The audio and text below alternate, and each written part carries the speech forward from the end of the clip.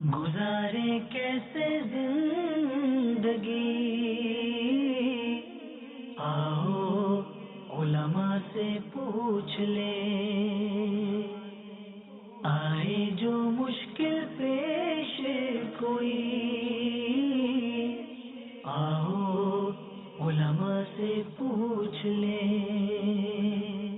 الحمد للہ رب العالمین والصلاة والسلام علی سید المرسلین، اما بعد فاعوذ باللہ من الشیطان الرجیم، بسم اللہ الرحمن الرحیم۔ الصلاة والسلام علیک یا رسول اللہ وعلی آلک واصحابک یا حبیب اللہ، الصلاة والسلام علیک یا نبی اللہ وعلی آلک واصحابک یا نور اللہ۔ میٹھے میٹھے اسلامی بھائیوں اور مدنی چینل کے ناظرین، سلسلہ دارالفتہ اہل سنت میں ایک بار پھر آپ کو مرحبا کہتے ہیں۔ ابتداء درود پاک کی فضیلت کہ فرمان مصطفیٰ صلی اللہ تعالی علیہ وسلم ہے کہ جس نے مجھ پر روز جمعہ 200 بار درود پاک پڑھا، اس کے 200 سال کے گناہ معاف ہوں گے۔ پہلا سوال میں عرض کروں گا، ہم مفتی صاحب تشریف فرما ہے، جو غلط مسائل عوام میں مشہور ہوا کرتے ہیں، اصل مسئلہ کیا ہے؟ مفتی صاحب اس کو بیان کر دیں۔ مسئلہ یہ ہوتا ہے کہ یہ کہا جاتا ہے کہ وضو جوانوں جیسا اور نماز بوڑھوں جیسی، اس حوالے سے کیا فرمائیں؟ الحمدللہ رب العالمین والصلاة والسلام علی سید الانبیاء والمرسلین، اما بعد فاعوذ باللہ من الشیطان الرجیم، بسم اللہ الرحمن الرحیم۔ مراد اس جملے کی یہ ہوتی ہے کہ وضو جلدی جلدی کر لیا جائے اور نماز خشوع و خضوع کے ساتھ پڑھی جائے۔ اب ٹھیک ہے، جہاں تک جلدی وضو کرنے کا تعلق ہے، اب اتنی جلدی بھی نہ کی جائے وضو میں کہ وضو کے جو فرائض ہیں وہ فرائض ہی ادا نہ ہوں۔ ٹھیک، عمومی طور پر دیکھا گیا ہے کہ ہمارے ہاں عوام جوانوں کی طرح وضو کرنا تو خیر دور کی بات ہے، کافی وقت لگا کر بھی وضو کرتے ہیں، تو اس میں بھی یہی دیکھا گیا ہے کہ کافی ساری چیزیں جو ہیں وہ دھونے سے رہ جاتی ہیں۔ صحیح بات۔ مثال کے طور پر جب چہرہ دھوئیں گے تو یہاں پر یوں پانی پھینکتے رہیں گے، جو بال جہاں سے شروع ہو رہے ہیں، عمومی طور پر جہاں سے بال شروع ہوتے ہیں وہاں تک پانی بہانا ضروری ہے۔ صحیح۔ تو یوں ہی یہاں تک کانوں کی جو لو ہے، یہاں تک جو درمیان والے کسی کی داڑھی ہے تو کن پٹی اور اس کے بیچ میں جو بال ہیں، بیچ میں جو خالی جگہ ہے، یہاں تک پانی پہنچانا بھی ضروری ہے۔ اسی طرح جب وضو کرتے ہیں، کوہنیاں عمومی طور پر ایسے کر کے یوں نل کے نیچے لے جاتے ہیں، بعض اوقات تو نل کے نیچے بھی نہیں لے کے جاتے، بس یوں کر کے یوں ڈال لیتے ہیں۔ صحیح۔ تو جو احتیاط کے ساتھ بھی وضو کرتے ہیں، یعنی احتیاط سے مراد یہ کہ جو زیادہ دیر لگا کر بھی وضو کرتے ہیں، پانی زیادہ بھی استعمال کرتے ہیں، ان کو بھی اکثر یہی دیکھا گیا ہے کہ ان کی بھی وضو میں غلطی ہوتی ہے، وہ وضو ٹھیک طرح سے نہیں کر پاتے۔ تو اگر کوئی شخص جلدی وضو کرتا ہے اور وضو کے جو فرائض ہیں ان کا اہتمام کرتا ہے، وضو کی جو سنتیں وغیرہ ہیں ان کا اہتمام کرتا ہے، تو جلدی وضو کرنے میں بھی حرج نہیں ہے۔ ٹھیک۔ مگر عوام میں یہ بات مشہور ہے، اب عوام میں یہ بات مشہور ہے، تھوڑی سی ایسا بھی ہوتا ہے کہ کوئی شخص وضو کر رہا ہے، پیچھے دوسرا شخص اس کا انتظار کر رہا ہے کہ یہ وضو کر کے اٹھے گا تو میں وضو کے لیے بیٹھوں گا۔ اب وہ یہ جملہ اس کو کہہ دیتا ہے، بھائی وضو جوانوں کی طرح کیا کرو۔ اب وہ جوانوں کی طرح وضو کرے گا، وضو اس کا کمپلیٹ ہی نہیں ہوگا۔ صحیح۔ تو اب جب نماز کی ادائیگی کرے گا تو نماز بھی اس کی نہیں ہوگی۔ تو احتیاط کے ساتھ وضو کرنا چاہیے۔ اگر کوئی شخص احتیاط کے ساتھ جلدی وضو کر لیتا ہے تو اب ہم اس کو یہ بھی نہیں کہہ سکتے کہ تم نے وضو کمپلیٹ نہیں کیا ہے۔ صحیح۔ اگر کوئی جلدی وضو کرتا ہے، احتیاط کے ساتھ وضو کرتا ہے، وضو کے فرائض ادا کرتا ہے تو ٹھیک ہے۔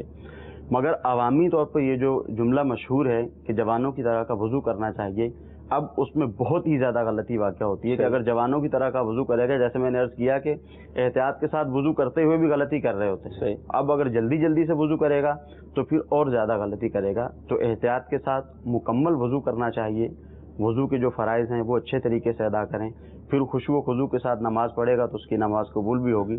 جوانوں کی طرح وضو کر لیا اور اس وضو کے اندر جو ہے وہ احتیاط نہ کی اور وضو ٹھیک سے ہوا ہی نہیں، پھر چاہے 4 رکعت فرض نماز 12 منٹ میں پڑھے یا 15 منٹ میں پڑھے، جب وضو ہوا ہی نہیں اس کو تو نماز ہی نہیں ہوگی۔ ٹھیک۔ مدنی چینل کے ناظرین، عوام میں جو مشہور ہے وہ ظاہر ہے اپنے حساب سے مشہور ہے، اصل بات کیا ہے اس کو بیان کر دیا گیا۔ اسی طرح حضور یہ ارشاد فرمائے کہ کہا لگانے سے وضو ٹوٹ جاتا ہے، یہ بھی مشہور ہے۔ ہاں، وہ ایسا نہیں ہے، مطلقاً نہیں ہے۔ جیسے کسی شخص نے وضو کیا ہوا ہے، ٹھیک ہے، اب وضو کے بعد بیٹھے ہوئے کوئی ایسی بات ہو گئی، اس نے کہا لگا دیا، تو ایسی صورت میں اس کا وضو نہیں ٹوٹے گا، یوں وضو نہیں ٹوٹے گا۔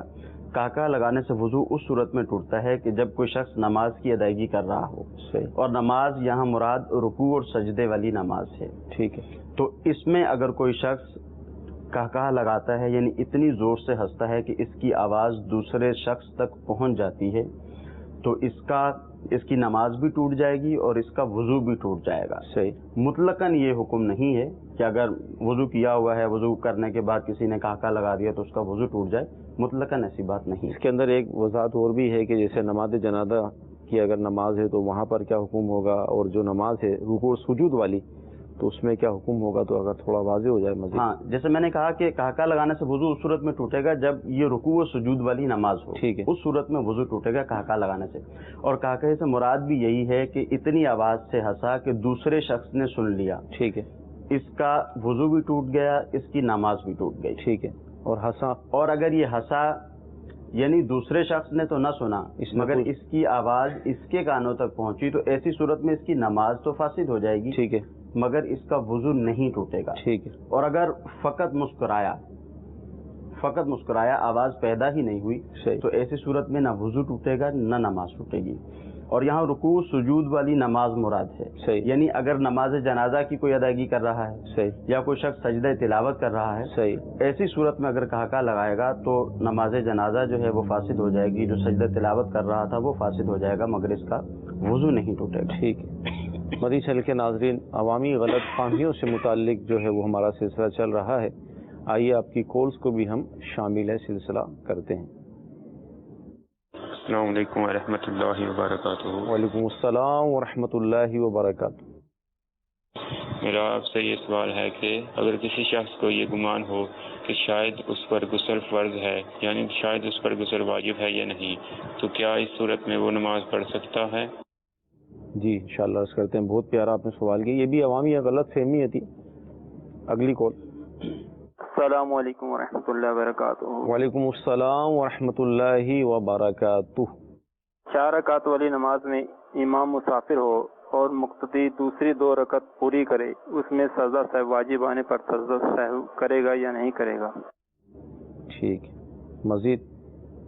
السلام علیکم ورحمۃ اللہ وبرکاتہ۔ وعلیکم السلام ورحمۃ اللہ وبرکاتہ۔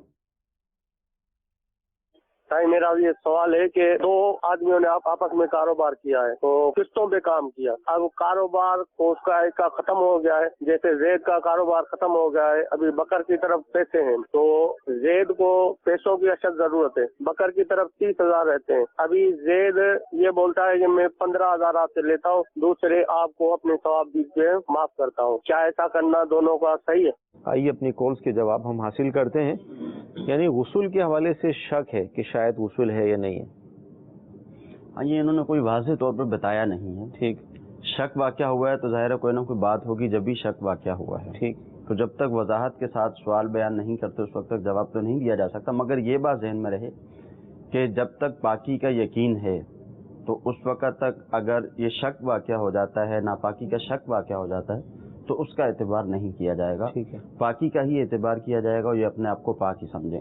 اب کوئی صورتحال ان کے ساتھ درپیش ہے وہ یہ بیان کریں گے تو اس کا جواب دیا جا سکتا ہے۔ اچھا، اس میں بعض اوقات ایسا ہوتا ہے کہ غسل فرض ہونے کے حوالے سے صورتیں ظاہر بعض ایسی بھی ہیں جس کا ظاہر حیا سے بھی تعلق ہے، جی جی کوئی سوال بھی نہیں کرے گا، جی، تو کوئی رہنمائی اگر آپ فرما دیں کہ کوئی رسالہ پڑھ لیں یا کہاں اس کو یہ دیکھیں کہ وہاں سے ان کا مسئلہ حل ہو جائے، یا ڈائریکٹ کال کر لیں، نماز کے حکام دیکھ لیں، امیر اہل سنت دامت برکاتہم علی کی جو کتاب ہے نماز کے حکام، اس میں غسل کا بیان بھی موجود ہے، صحیح، کن کن صورتوں میں غسل فرض ہوتا ہے، اس کو پڑھ لیں اچھی طرح سے، کوئی بات سمجھ میں نہیں آتی تو دارالفتہ اہل سنت کے نمبر موجود ہیں، ان نمبرز پہ کال کر لیں۔ ٹھیک ہے۔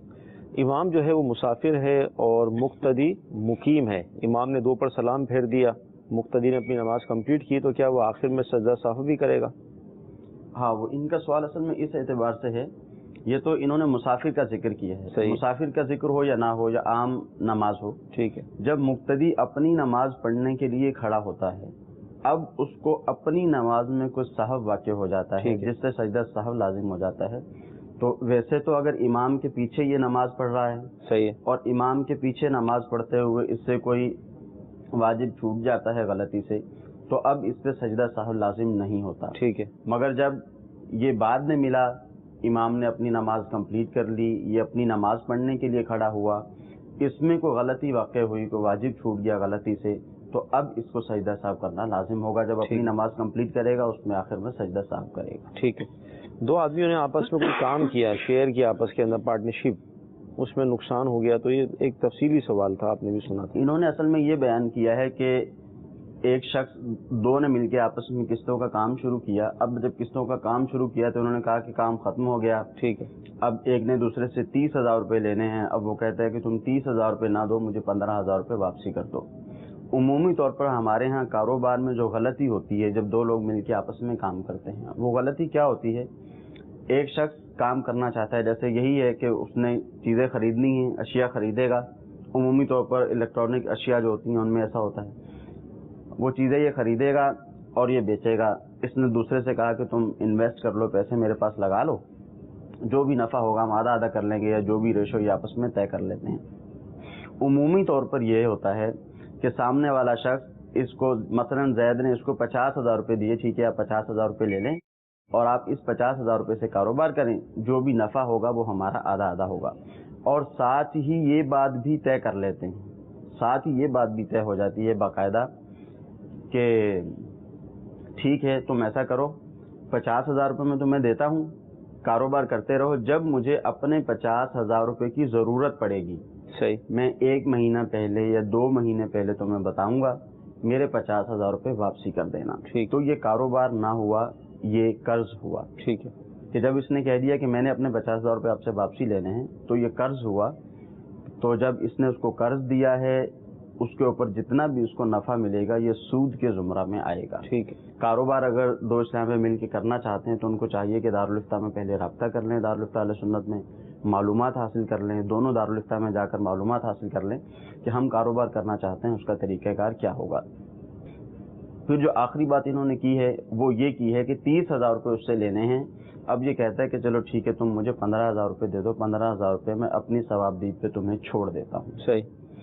ایک تو یہ صورت ہوتی ہے کہ سامنے والے شخص کا دیوالیہ ہو گیا، یا سامنے والا شخص اس کا کوئی اچھا دوست ہے، اچھا جاننے والا ہے، یہ کہتا ہے کوئی بات نہیں، آپ سے میں نے 30,000 روپے لینے ہیں، آپ مجھے 20,000 روپے یا 25,000 روپے واپسی کر دو، 5,000 روپے رہنے دو. یہ ایک علیحدہ صورت ہے. مگر مارکیٹ میں یہ ہوتا ہے کہ مارکیٹ والے کے جب کسی شخص کے مارکیٹ میں پیسے نکل رہے ہوتے ہیں تو سامنے والا کہتا ہے ٹھیک ہے تمہارے 5 لاکھ روپے نکلتے ہیں، ہر مہینے تم 20,000 روپے، 30,000 روپے، 50,000 روپے لے لیا کرنا. اگر اکٹھا لینا چاہتے ہو تو 5 لاکھ روپے نہیں ملیں گے، 4 لاکھ روپے ملیں گے. اب یہ بیچارہ مجبور ہو کر 4 لاکھ روپے لیتا ہے. صحیح. اور وہ 1 لاکھ روپیہ مجبور ہو کر چھوڑ دیتا ہے. صحیح. تو اس کے بارے میں اس شخص سے مواخذہ ہوگا. صحیح. اس پہ لازم ہے کہ پیسے واپس کرے. پھر بعض اوقات یہ بھی ہوتا ہے کہ مارکیٹ والے بیٹھ کے جب آپس میں فیصلہ کرواتے ہیں وہ بھی ایسے ہی فیصلہ کرواتے ہیں، بس ان کا بھی یہی طریقہ ہوتا ہے، چلو ٹھیک ہے 5 لاکھ روپے لینے ہیں بھائی، لم سم تم 4 لاکھ روپے اس کو دے دو اور 1 لاکھ روپے تم اس کو چھوڑ دو. اب وہ بیچارہ مجبوری میں چھوڑ دیتا ہے، وہ مجبوری میں چھوڑ رہا ہے تو ظاہر ہے اس سے مواخذہ ہوگا، اس سے لازم ہے کہ اس کے پورے پیسے اس کو واپس کرے. مزید کالز کو ہم شامل کرتے ہیں. جی میں مفتی صاحب سے یہ سوال کرنا چاہتا ہوں، جو اسلامی بہنیں مدرسے میں پڑھ رہی ہوں یا قرآن حفظ کر رہی ہوں، وہ جب خاص دنوں میں ناپاکی کی حالت میں ہوتی ہیں تو ان کے لیے کیا شرعی حکم ہے؟ برائے مہربانی رہنمائی فرمائیں. جی مزید.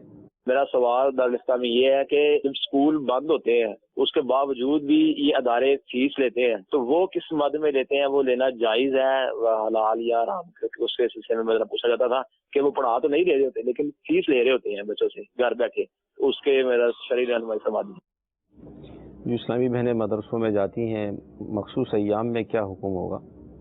دیکھیں مخصوص ایام میں جو طالبہ ہے، جو پڑھنے والی ہے، اس کو قرآن مجید فرقان حمید نہ چھونے کی اجازت ہے، نہ اس کو پڑھنے کی اجازت ہے، نہ دیکھ کے پڑھنے کی اجازت ہے، نہ زبانی پڑھنے کی اجازت ہے. ٹھیک ہے. جو معلمہ ہے، جو پڑھانے والی ہے، اس کو اپنے مخصوص ایام میں پڑھانے کی اجازت ہے. وہ ہجے کر کے پڑھائے گی، کلمات کو توڑ توڑ کر پڑھائے گی، اس کو پڑھانے کی اجازت ہے. مگر جو طالبہ ہے، چاہے وہ حافظہ ہو یا کچھ بھی ہو، طالبہ کو مخصوص ایام میں قرآن مجید فرقان حمید نہ وہ اس کو چھو سکتی ہے، نہ اس کو دیکھ کے پڑھ سکتی ہے، نہ زبانی پڑھ سکتی ہے، اس کو قطعی طور پہ اجازت نہیں ہے. دیگر کتب، اسلامی کتب، دیگر اسلامی کتب پڑھنے کی اجازت ہے. اس میں پھر یہ احتیاط ہوگی کہ جیسے کوئی اسلامی کتب پڑھ رہے ہیں، اس میں قرآن مجید فرقان حمید کی آیت آ جاتی ہے، قرآن مجید فرقان حمید کا ترجمہ آ جاتا ہے، تو اس کو پڑھنے کی بھی اجازت نہیں ہے، اس کو چھونے کی بھی اجازت نہیں۔ ٹھیک، یہ اسکول سے متعلق فیس لیتے ہیں اور یہ جو ہاں، اسکول کی چھٹیوں کی فیس کے متعلق انہوں نے سوال کیا ہے۔ دیکھیں، اسکول کی جو چھٹیوں کی فیس ہے، جیسے سردیوں کے ایام آتے ہیں تو 10 دن کی چھٹی ہوتی ہے، یوں ہی پھر گرمیوں کے ایام آتے ہیں تو کہیں 2 مہینے کی، کہیں 2.5 مہینے کی، کہیں 3 مہینے کی چھٹی ہوتی ہے۔ تو اس کی شرعی طور پر اسکول والوں کی اس بات کی اجازت ہے کہ وہ بچوں سے فیس لے سکتے ہیں، ٹھیک ہے، کیونکہ عرفاً ایسا ہی ہے، عرف میں یہ فیس لی جاتی ہے، لہذا فیس جو ہے وہ دی جائے گی۔ اور یہ جو چھٹیاں دی جاتی ہیں ویسے بھی بچوں کی سہولت کے لیے ہی دی جاتی ہیں۔ شدید سردی میں چھٹی دی جاتی ہے اور اسی طرح جب شدید گرمی ہوتی ہے تب چھٹی دی جاتی ہے۔ بہرحال عرف میں ایسا رائج ہے، اس لیے ان کو فیس لینے کی شرعی طور پر اجازت ہے۔ ٹھیک، مزید کال اگر ہیں تو دے دیں۔ مفتی صاحب سے یہ سوال ہے کہ جہاں پہ ہم رہتے ہیں وہیں پہ یہ غیر مسلم بھی رہتے ہیں، تو ظاہر بات ہے کہ ان کا وہاں پہ کاروبار ہے، ان کی گوشت کی دکانیں ہیں، سبزی کی دکانیں ہیں، تو کیا ہم ان سے چیزیں لے کے کھا سکتے ہیں کہ نہیں کھا سکتے؟ یہ بس بارے میں آپ تھوڑی رہنمائی فرمائیں۔ السلام علیکم ورحمۃ اللہ وبرکاتہ۔ وعلیکم السلام ورحمۃ اللہ وبرکاتہ۔ غیر مسلم گوشت کی دکانیں، کھانا پینا، ان سے خرید و فروخت تو کر سکتے ہیں جو غیر مسلم ہیں، جیسے سبزی خریدنی ہے، یہ کسی کی جنرل اسٹور ہے، کرانے کی دکان ہے، وہاں سے کچھ سامان خریدنا ہے تو وہ خرید سکتے ہیں، مگر گوشت خریدنے کی اجازت نہیں ہے۔ ٹھیک ہے، کیونکہ جب جانور کو ذبح کیا جاتا ہے تو اس کے حلال ہونے کے لیے ضروری ہے کہ مسلمان اس کو ذبح کرے، اللہ تعالیٰ کا نام لے کر ذبح کرے، جو بھی شرائط ہیں پوری وہ پائی جائیں گی، پھر جانور حلال ہوگا۔ اگر غیر مسلم جانور کو حلال کرے گا تو جانور حلال نہیں ہوگا، اس لیے گوشت خریدنے کی شرعی طور پہ اجازت نہیں ہے، وہ گوشت نہیں کھا سکتے۔ مدنی چینل کے ناظرین، آج کا سلسلہ آپ نے دیکھا، عوامی جو غلط فہمیاں ہیں اس سے متعلق چند سوالات پر ہی ہماری گفتگو ہو سکی۔ انشاءاللہ عز و جل آئندہ بھی اس موضوع کو لیں گے۔ صلو علی الحبیب صلی اللہ تعالی علی محمد صلی اللہ علیہ وسلم۔ گزارے کیسے زندگی، آؤ علماء سے پوچھ لیں، آئے جو مشکل پیش کوئی